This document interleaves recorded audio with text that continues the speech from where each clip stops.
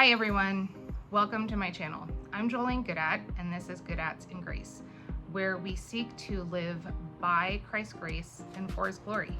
I'm an aspiring minimalist, and while I am on summer break, I'm a homeschool mom, I am seeking to get some things out of my house. I shared in my first video about some of my hangups with trying to actually get items out of my home, and I discussed being a struggling, recovering perfectionist, meaning I'm afraid that if I don't do a project perfectly and completely the very first time I try to do it, then I just get paralyzed and I don't know where to start. So speaking of that, this is really vulnerable, but I had a decluttering pile that I started at the end of May.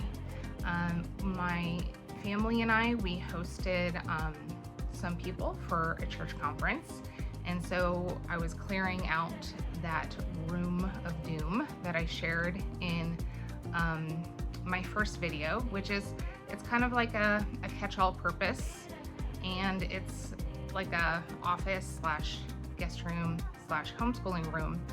And I think that's one of the problems, is it becomes a catch-all for clutter. So really having an idea of what that room should be for, and I want it to be available at the drop of a hat for someone to stay in, to use as an office, to have a closed door space.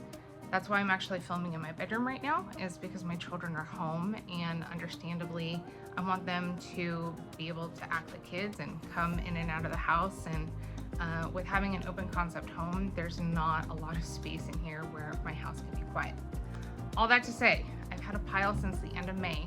I've tried to drop it off at Goodwill several times, and I either arrive too late in the day where they are no longer accepting donations. I think that's the primary thing. I don't think I've missed actual operating hours. I think I've missed a window where they get too full and they can no longer accept donations. So that is one of the struggles of living in a rural area, is there's just not a lot of spaces to bring donations. And I've mentioned that I get stressed out trying to do the right, perfect thing. So in the last 5 years, since I've been really thinking through possessions, how I want to use my possessions and material goods in a Christ-honoring way, and to not feel like my stuff owns me, because I should have no compulsion other than Christ. He is my aim, He is my goal. I shouldn't feel beholden to stuff. So I have done multiple garage sales. I've done lots of giveaway free on freebie pages on Facebook. I've done lots of donations, and even thinking through charities that I really believe in the mission of. In my previous career, I owned a lot of career wear, and then it just got to the point where, why am I holding on to this? And so knowing that I could donate it to a thrift store that supports victims of domestic violence, it felt great to know the stuff that it was useful to me in a previous stage of my life that I no longer needed, that it could be used by women who really needed it and who were preparing for job interviews and stuff like that, as well as baby items to a ministry called City of Refuge that seeks to support single moms or women that are in crisis pregnancy that need a safe place to live, to help them be educated while they're going through their pregnancies and postpartum, and even the months and years after giving birth. And last but not least, I've even done eBay. I haven't felt that was really cost benefit. It really wasn't necessarily worth the time and energy that I was putting into it. With having 3 children at home, trying to actually get stuff out to the post office and ship, I'm not doing it as a business. It was just more collectibles that I knew were more of a niche item that people might be interested in.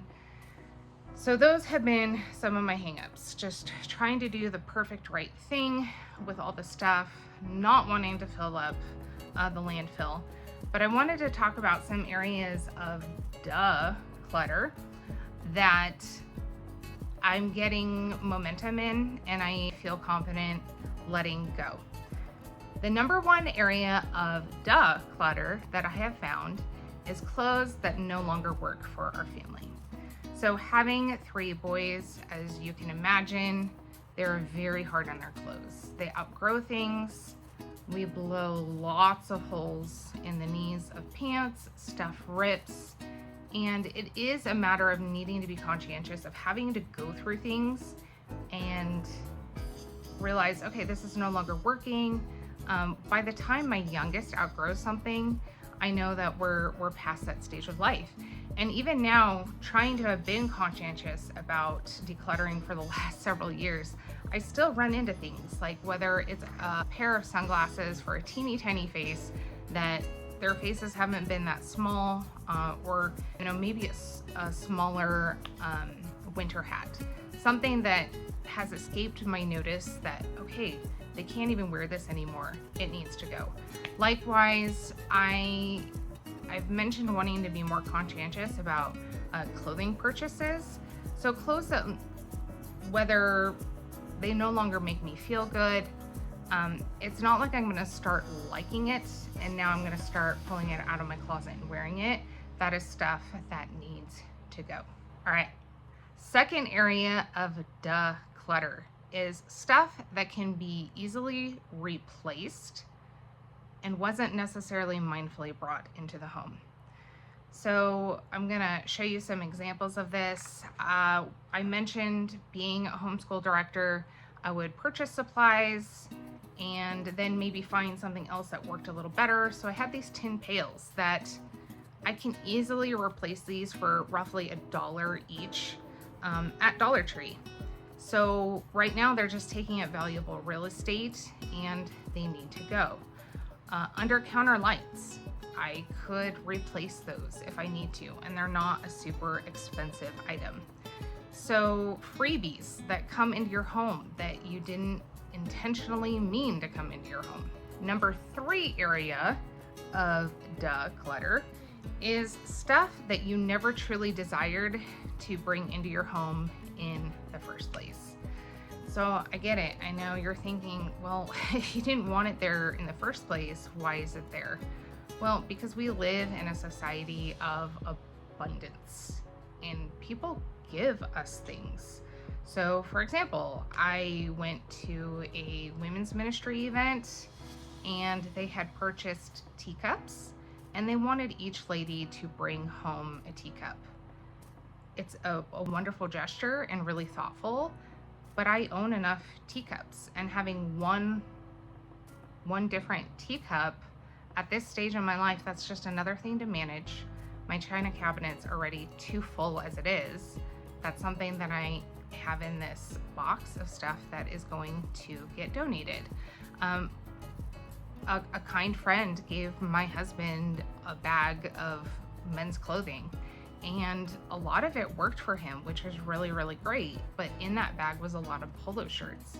My husband has polo shirts through his company. It's not something that he would choose to wear in his off time or his free time. So understandably, once we gleaned through what he could really use, the rest of it needs to go. Another thing is when you go to a thrift store, this happened with my son, they bagged up our items in basically a really cheap purse that they themselves couldn't sell or get rid of. And that was their way of dealing with it, right? Rather than putting it in a shopping bag, is they put it in this cheap style purse.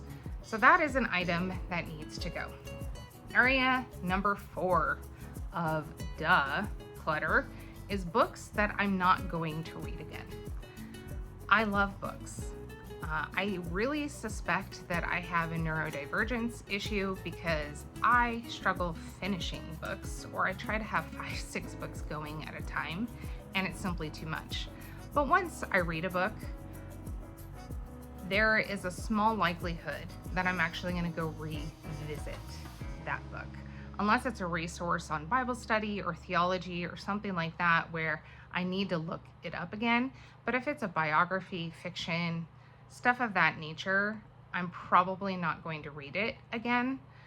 And so the book, Educated by Tara Westover, really interesting, but that's just something that needs to be donated, and it needs to find another home. All right, area number 5 of decluttering is stuff that your children are actually willing to let go of. So I have been on this journey for 5 years, and I've tried to model that we should be keeping the things that we value and letting go of the things that we don't. And so in trying to help my children with this process, they have actually grown pretty strong decluttering muscles. They're sentimental like me, and they want to hang on to a lot, but they also realize, hey, I don't use that anymore. I don't enjoy that anymore. It's time to get rid of that. And sometimes I find I'm the one that is actually having a hard time with them wanting to get rid of that. And that is where I need to tell myself I should not be thwarting their momentum. That's wrong. If it's truly something that is very sentimental to me as a parent, then I can keep that in my memory bin. Otherwise, we should really see this growth in our children, their maturity, right? I see that increasing ability to let things go. And that is something that we need to uphold and try to get that stuff out of the house. So in this video, I am going to try to finish with actually getting these items out of my house. And the big thing that I have been praying through is we are called to a life of perseverance. And it's not always going to work the first, second, third time. Like I said, I knew that this pile of items needed to find a new home, but actually trying to get it out is hard. And I am choosing to donate this stuff because it's useful things. It's things that somebody could use, but at the same time, I've done a lot of freebie page stuff, and it's just a lot of effort. You're inviting a lot of strangers onto your property, and it just takes a really long time for all these like miscellaneous type items to get picked up. So just for my sake, and knowing that I don't necessarily have the bandwidth anymore to always try to do the right perfect thing. That is an area where I'm like, Lord, I know that I struggle with this area of wanting to do things so perfectly, and it's actually holding me back. And I take rest in knowing that there's only one who has ever been perfect, and that is Christ Jesus. And he knows my weakness. We're told in the Psalms that he knows our frames. He knows that we are but dust. So he knows my weakness. He knows that this is something that I struggle with, that I'm trying to honor him with my possessions, and just thinking through that I don't always have to have it absolutely perfect. I just need to make progress and to keep that momentum up. So I hope that this will encourage you to let go of perfectionism, even if it's 5 minutes, taking that 5 minutes to work on an area. If it's 5 minutes a day and it takes a lot of time to actually make feasible progress or visible progress, that's okay. But keeping this forward momentum where we are seeking to make progress in our homes, honor the Lord, have a home that is ready for hospitality and that can serve and bless others. So like I mentioned in my first video, I'm going to be really bad at this first, but I pray that I can grow and I can progress, and I would love to have you on this journey with me. I'd appreciate a like or a subscribe, and I will catch you later.